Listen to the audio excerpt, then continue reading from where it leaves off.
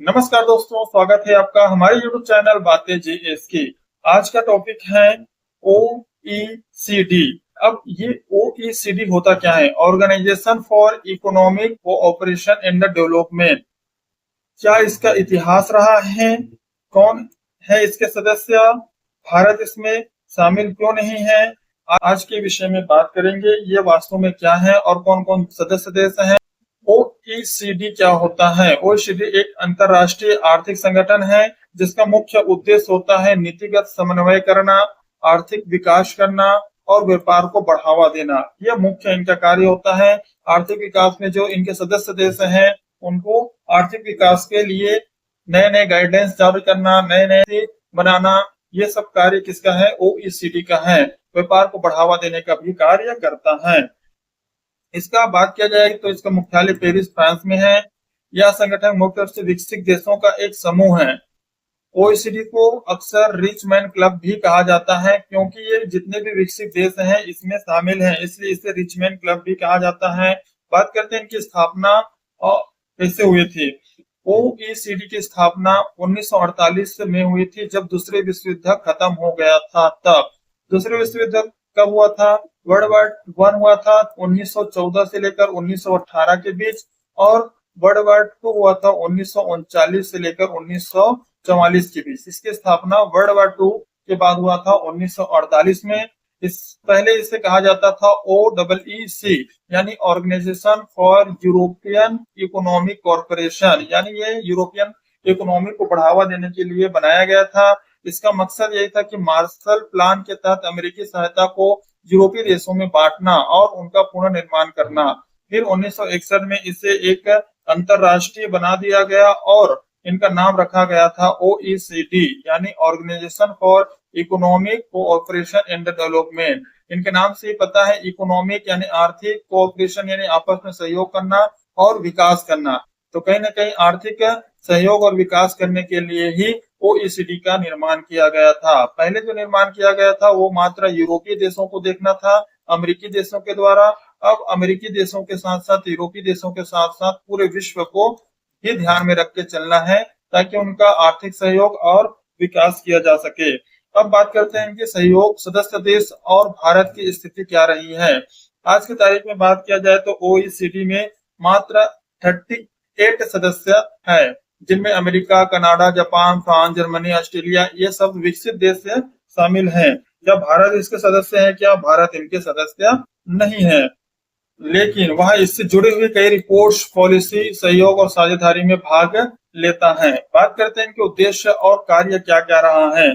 जैसे कि ओईसीडी का प्रमुख उद्देश्य रहा है कि नीतिगत समन्वय करना, देशों को बेहतर नीति बनाने में सहयोग देना, डेटा और विश्लेषण, आर्थिक, शिक्षा, स्वास्थ्य, पर्यावरण जैसे क्षेत्रों में आंकड़े एकत्र करना और इन आंकड़ों को एक जगह स्थायित्व रखना, और फिर जब इनमें कोई असमानता दिखे तो उनके बारे में नियम कानून बना के देश को बेहतर नीति देना ताकि वो अपनी स्थिति सुधार सके, चाहे वो शिक्षा के क्षेत्र में हो, आर्थिक मामले में हो, या फिर स्वास्थ्य संबंधित, या फिर पर्यावरण संबंधित हो। ये रिपोर्ट कौन कौन सा जारी करता है? मेन बात यह है कि ये एक रिपोर्ट जारी करता है Economic Outlook, Education at Glance, Better Life Index है, ये मुख्य रूप से रिपोर्ट जारी करता है। देशों की समीक्षा करना, यानी जैसे कि टैक्स पे, व्यापार पे, नवाचार पे, इन सब चीज पर इनका पारदर्शिता होती है कि किस तरह से टैक्स बढ़ाया जा रहा है, कौन घटाया जा रहा है, कहाँ पे कैसे व्यापार किया जा रहा है, कौन करेंसी स्वीप कर रहा है, किस तरह से व्यापार किया जा रहा है, इन सब पर नजर बनाने का कार्य भी ओईसीडी का है। मुख्य रूप से यहाँ पे सतत विकास, सस्टेनेबल डेवलपमेंट को बढ़ावा देना। अब सस्टेनेबल डेवलपमेंट गोल के नाम से जाना जाता है, 17 गोल हैं, उनको बढ़ावा देने का कार्य करना। ये 17 गोल कौन कौन सा है? जैसे कि नो पॉवर्टी, कोई गरीब नहीं होना चाहिए, जीरो हंगर, भूखा नहीं होना चाहिए, good health and wellbeing, quality education, gender equality, ये सब जितने भी यहाँ पे 17 गोल दिए गए हैं उनको बढ़ावा देने का कार्य ओईसीडी का है। इसी तरह बात करते हैं भारत और ओईसीडी का संबंध क्या है। भारत और ओईसीडी के बीच गहरे संबंध है। भारत ने बीईपीएस यानी base erosion and profit shifting framework को अपनाया था, जो टैक्स चोरी को रोकने के लिए ओईसीडी द्वारा बनाया गया था। तो ये टैक्स चोरी रोकने के लिए भारत ने इसे अपनाकर टैक्स चोरी रोका गया था। G20 और OECD मिलकर वैश्विक टैक्स सिस्टम में सुधार कर रहे हैं। शिक्षा हो, विकास कौशल हो, एमएसएमई सेक्टर, नीति निर्माण, पर्यावरण और महिला सशक्तिकरण में ओईसीडी महत्वपूर्ण भूमिका निभा रहे हैं, भारत को सहयोग दे रहे हैं। हाल में अगर बात किया जाए, ओईसीडी ने भारत की जो अर्थव्यवस्था है उनको लेकर सकारात्मक रिपोर्ट भी जारी किया गया था। 2025 तक भारत का जो जीडीपी है वो $5 ट्रिलियन की अर्थव्यवस्था बन जाएगी। ये ओईसीडी के द्वारा जारी किया गया था, जिसे इकोनॉमी आउटलुक के नाम से जाना जाता है।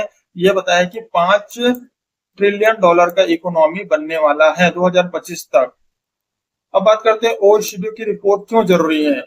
कुछ प्रमुख रिपोर्ट्स हैं, जैसे कि ओईसीडी इकोनॉमिक आउटलुक जारी करते हैं, एजुकेशन एंड गैलेंस हो गया, Better Life Index, Revenue Statistics, Health at Glance, ये मुख्य रूप से रिपोर्ट जारी करता है। ओईसीडी की आलोचना और चुनौतियां क्या हैं।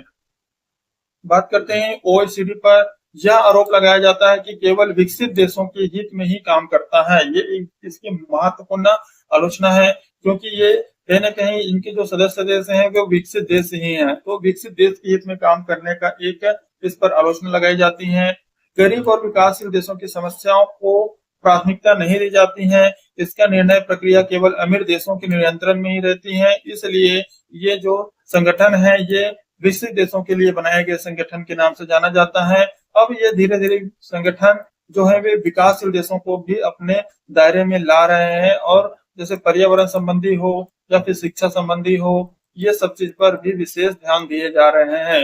मेन रूप से जो सस्टेनेबल डेवलपमेंट गोल हैं, जो 17 गोल हैं, उस पर फोकस देना चाहिए, जो जिसका लक्ष्य रखा गया था यूनाइटेड नेशन में 2030 तक इस गोल को प्राप्त करना। यानी जितने भी यहाँ पे गोल दिए गए हैं इसको 2030 तक प्राप्त करना। अगर ये प्राप्त करने में सफल हो जाता है तो फिर ओईसीडी का महत्व और बढ़ सकता है। अब बात करते हैं इनका निष्कर्ष क्या निकाले। आपने ये जाना कि ओईसीडी क्या है, इसका इतिहास क्या रहा, उद्देश्य, भारत में इसका क्या स्थान है, किस हिसाब से ये रिपोर्ट जारी करता है।